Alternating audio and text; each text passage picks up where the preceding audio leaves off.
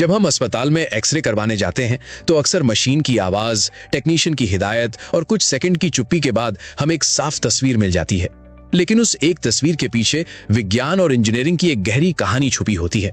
X ray machine का मूल सिद्धांत इस बात पर आधारित है कि अलग अलग पदार्थ एक्सरे किरणों को अलग अलग मात्रा में रोकते या पार होने देते हैं। सबसे पहले एक्सरे मशीन के अंदर एक खास ट्यूब होती है जिसे एक्सरे ट्यूब कहा जाता है। इस ट्यूब के अंदर वैक्यूम होता है ताकि इलेक्ट्रॉन्स बिना टकराए बहुत तेजी से आगे बढ़ सकें। अब इस ट्यूब में दो मुख्य हिस्से होते हैं, कैथोड और एनोड। कैथोड एक फिलामेंट होता है जिसे गर्म किया जाता है। जैसे ही ये गर्म होता है, इससे इलेक्ट्रॉन्स निकलने लगते हैं। इन्हें हम थर्मायोनिक एमिशन कहते हैं। दूसरी तरफ एनोड होता है जो आमतौर पर टंगस्टन जैसे भारी धातु से बना होता है। अब जब मशीन चालू होती है तो हाई वोल्टेज सप्लाई कैथोड और एनोड के बीच लगाई जाती है। ये वोल्टेज इतना ज्यादा होता है कि कैथोड से निकले इलेक्ट्रॉन्स बहुत तेज स्पीड से एनोड की तरफ दौड़ते हैं। जैसे ही ये हाई स्पीड इलेक्ट्रॉन्स एनोड से टकराते हैं, वहां अचानक ब्रेक लगती है और इसी ब्रेकिंग प्रोसेस के दौरान एक्सरे किरणें पैदा होती हैं। इस प्रक्रिया को ब्रेमस्ट्रेलुम कहा जाता है। साथ ही कुछ एक्सरे किरणें टंगस्टन एटम के अंदर इलेक्ट्रॉन्स के लेवल बदलने से भी बनती हैं, जिसे कैरेक्टरिस्टिक एक्सरे कहते हैं। अब ये बनी हुई एक्सरे किरणें बहुत ताकतवर होती हैं, इसलिए इन्हें हर दिशा में फैलने से रोकने के लिए मशीन के अंदर सीसा यानी लेड की शील्डिंग होती है, जिससे किरणें सिर्फ एक कंट्रोल्ड दिशा में ही बाहर निकले। इसके बाद ये एक्सरे किरणें मरीज के शरीर से होकर गुजरती हैं। यहीं पर असली खेल शुरू होता है।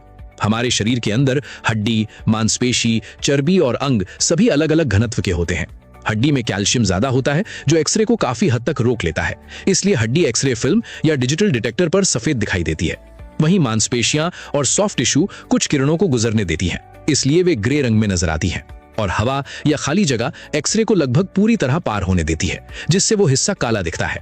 अब जो एक्सरे किरणें शरीर से पार हो जाती हैं, वे सामने लगे डिटेक्टर तक पहुंचती हैं। पुराने जमाने में ये डिटेक्टर फोटो फिल्म हुआ करता था, लेकिन आजकल ज्यादातर डिजिटल डिटेक्टर इस्तेमाल होते हैं जो एक्सरे को इलेक्ट्रिक सिग्नल में बदल देते हैं। ये सिग्नल कंप्यूटर तक जाते हैं, जहां सॉफ्टवेयर उन्हें प्रोसेस करके एक साफ और हाई कॉन्ट्रास्ट इमेज बना देता है। इसी वजह से डॉक्टर को अंदर की हड्डी, फ्रैक्चर, फेफड़ों की स्थिति या किसी असामान्यता का पता चल जाता है। अब एक आम डर यह होता है कि एक्सरे नुकसानदायक तो नहीं। सच ये है कि एक्सरे आयोनाइजिंग रेडिएशन होती है, लेकिन मेडिकल एक्सरे में इसकी मात्रा बहुत कम और कंट्रोल रखी जाती है। मशीन में टाइम, वोल्टेज और करंट को बहुत सटीक तरीके से सेट किया जाता है ताकि सिर्फ जरूरी डोज ही शरीर तक पहुंचे।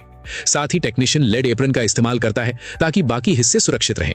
आधुनिक एक्सरे मशीनें पहले की तुलना में कहीं ज्यादा सेफ और एफिशिएंट हो चुकी हैं, जहां कम रेडिएशन में ज्यादा क्लियर इमेज मिल जाती है। कुल मिलाकर एक्सरे मशीन कोई जादुई डिब्बा नहीं, बल्कि इलेक्ट्रॉन, हाई वोल्टेज, फिजिक्स और डिजिटल टेक्नोलॉजी का ऐसा मेल है जो बिना शरीर को काटे, बिना दर्द के डॉक्टरों को हमारे शरीर के अंदर झांकने की ताकत देता है। और शायद यही वजह है कि यह मशीन आज भी मेडिकल साइंस की सबसे भरोसेमंद आंख मानी जाती है।